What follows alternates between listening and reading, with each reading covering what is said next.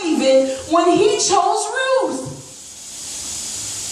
Even then, the people didn't even see that the blessing was going to come through Ruth. There was a promise that God had made. He had promised to send a Savior. He had to straighten up a complete line. Sometimes we wonder, why have we gone through what we've gone through? Not understanding that God was fixing the line. He was fixing the line. You are not an afterthought to God. You are not the one that he's using because you're here. You're the one he's using because he has a plan for your life. Your mother went through what she went through, and your grandmother went through what she went through, and your great-grandmother went through what they went through so that you could get here. Amen. Yes, God. So then now we have Jesse, whose great-grandmother served multiple gods. She was not an Israelite from birth. She was someone that said to Naomi, you know, I'm not going back. Your people gonna be my people. Your God, he gonna be my God. And God honored that. And God gave her the man of higher stature in her town. And they had some kids, and they had some kids, and they had some kids, and then they had David. Now, you would think that people would see when God has blessed you. You expect for people to see you. Understand that the first time that God anointed David, it was personal. The first time that God called you, you probably were by yourself. You were probably praying, and you probably said, you know, that can't be Jesus. You see, because I know what I've been doing. Yes, God. I know what I've done. I know what I plan to do. So, yeah, that's got to be full of self. But even when God whispered in your ear, I have a work for you to do, you try to get away from the thing that God had called you to do. And so then, God sends a prophet and says, yeah, I got a work for you to do. I got a work for you to do. And then you get anointed. And there's a few people around you that see you get anointed. And then you go through a thing like David went through. See, and even before I get there, Jesse's father, Jesse, the father of David, disregarded him to the point where he didn't even consider him. People have a view in their mind of who God is going to use. They have a view in their mind of what a preacher looks like. They know what they think a singer looks like. They know what the missionary looks like. They know what the usher looks like. They know what the trustee looks like, and that does not look like you. And so then, they're confused by what they see.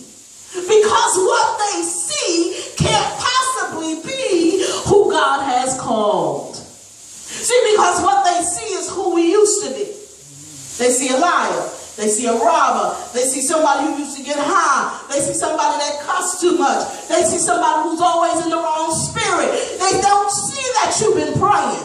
They don't know that you've been fasting. They didn't know who David was. When David got before the king to talk about Goliath, he said, look, let me tell you a story. One day I was in the field and a lion came. And God gave me the ability to destroy the lion, and then a bear came. And God gave me the ability to destroy the bear with my bare hands. So this uncircumcised Philistine that's standing before him I know I can beat.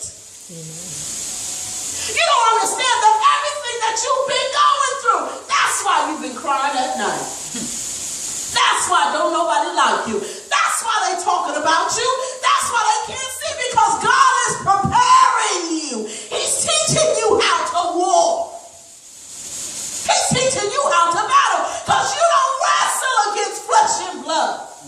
You're not fighting against these people that you see, but you're fighting against the prince of Persia. You're fighting against spiritual wickedness in high places. But David got to a point, like some of us do, while he's waiting. See, because when David got anointed king, he, like us, probably thought that would be in a couple of years. He did not expect take 20 years. He didn't expect it. And in the midst of his waiting, the Bible says that he went and fought on the behalf of Achish.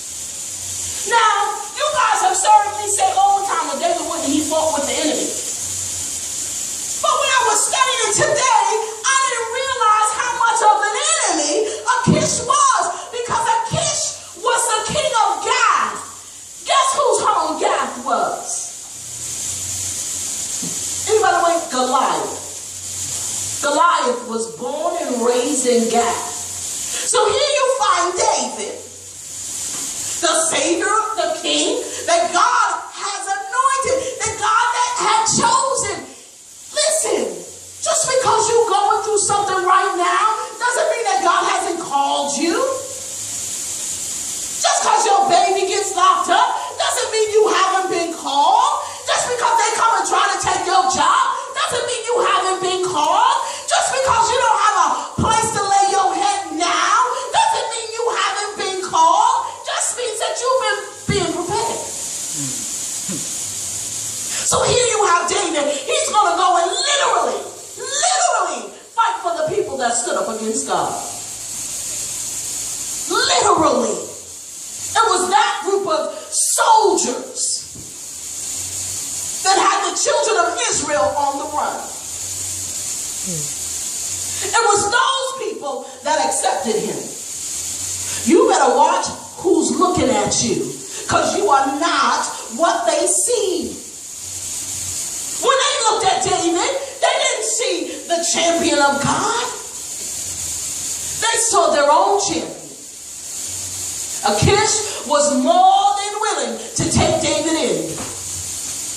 More than willing. David went on a lot of battles with Achish. Won a lot of strategic battles with him. They were talking about the NBA and how the president of the Clippers had a whole lot to say about black people wearing almost his entire team is African American.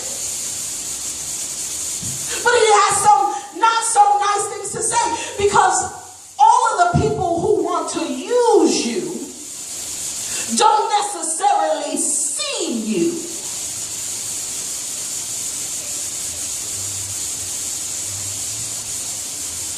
So here, God says, listen, I've anointed you. I've rubbed you with some oil.